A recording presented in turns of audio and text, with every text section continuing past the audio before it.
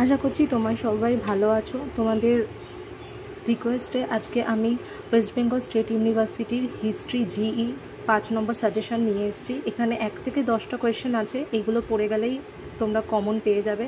First question দেখো, এখানে আছে গুপ্ত যুগের মন্দির স্থাপত্যের ওপর একটি সংক্ষিপ্ত নিবন্ধ লেখো।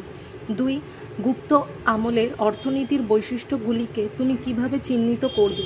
3, আরবের সিন্ধু বিজয়ের তাৎপর্য কী ছিল? 4, ত্রিপাক্ষিক সংঘর্ষের ওপর একটি সংক্ষিপ্ত টিকা লেখো। 5, গজনবী ও ঘুরির আক্রমণের মধ্যে পার্থক্য কী কী ছিল? 6, গুপ্ত বংশের ইতিহাসের উপাদান রূপে গুপ্ত যুগের মুদ্রার গুরুত্ব আলোচনা করো। 7, গুপ্ত যুগের সাহিত্যিক অগ্রগতি সম্বন্ধে আলোচনা করো।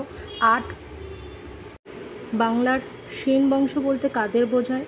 9, প্রথম ও দ্বিতীয় তরাইনের যুদ্ধের গুরুত্ব আলোচনা করো। 10, ভারতে তুর্কি আক্রমণের সাফল্যের কারণগুলি কী কী ছিল?